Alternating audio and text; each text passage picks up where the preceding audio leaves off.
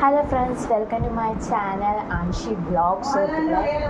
ഇപ്പം ഞാൻ മസ്താനിയും ശരത്ത് പോയപ്പോൾ ഞങ്ങൾ ഇത്തിരി മുമ്പേ ആണ് ശരത്തിനെ മുഹമ്മൂടി ഇവിടെ പുലിക്കളിയില്ലേ, അതിന് ഡാൻസ് ചെയ്തുകൊണ്ട് വേണം ശരത്തിനെ കൊണ്ടുപോകണമെന്ന് പറഞ്ഞിട്ടുണ്ട്. എല്ലാവരും അങ്ങനെ ചെയ്യണമെന്നാണ്. വേട്ടക്കാരൻ കുറേ പേരെയൊക്കെ കൊണ്ടുപോയെങ്കിലും തിരിച്ചതിനെ കൊണ്ടുവച്ചു. പക്ഷേ ശരത്ത് പോയപ്പം അക്ബറും അനീഷും എല്ലാവരും നിന്ന് കരഞ്ഞ സമയത്ത് ഈ വൈൽഡ് എൻട്രി ഇല്ലാത്ത ലക്ഷ്മിയും അതേകൂട്ട് മസ്താനി ഒഴികെ ബാക്കി ഇത്രയും പേരും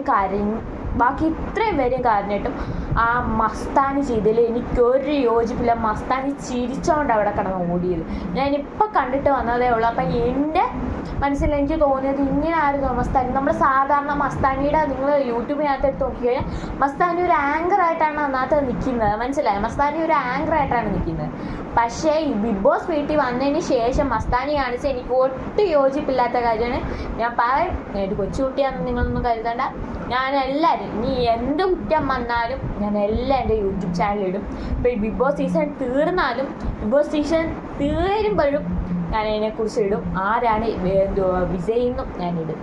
അപ്പം ആ ഒരു സംഭവം എൻ്റെ അനുമോളെ ട്രോളായാനൊന്നും എനിക്ക് യോഗ്യതയില്ല. കാരണം എനിക്ക് താല്പര്യമില്ല അനുമോളെ ട്രോൾ ചെയ്യാനൊന്നും. അനുമോള് കാണിക്കുന്ന അനുമോൾ എന്താ ഇഷ്ടമെന്ന് വെച്ചാൽ അനുമോള് ചെയ്യട്ടെ എന്ന് വിചാരിച്ചു.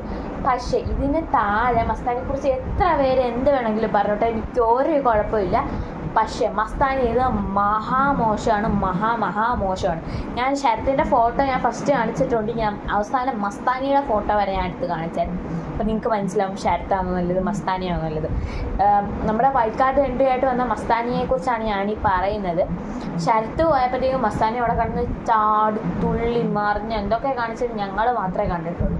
നിങ്ങളിപ്പോൾ ബിഗ് ബോസ് കണ്ടിട്ട് നിൽക്കുന്നവരാണെങ്കിൽ എന്തായാലും അതൊരു സോളോ വിന്നർ ചേട്ടൻ കാണിക്കുന്നതിനും എനിക്ക് യോജിപ്പുണ്ട്. കാരണം സോളോ വിന്നർ ചേട്ടൻ കാണിക്കുന്ന അത്ര മോശപ്പെട്ട കാര്യമൊന്നുമല്ല, നല്ല കാര്യമാണ് എല്ലാവരും ട്രോൾ ചെയ്യുക എന്നുള്ളത്. പക്ഷേ അതിനെ കണ്ട് ചെയ്യാൻ യോജിക്കുന്നതൊന്നുമില്ല. ഞാനത് എനിക്ക് നിലപാടായിട്ട് ഇഷ്ടപ്പെടുന്ന കാര്യങ്ങളെ ഞാൻ അങ്ങോട്ട് യൂട്യൂബിൽ അപ്ലോഡ് ചെയ്യത്തുള്ളൂ.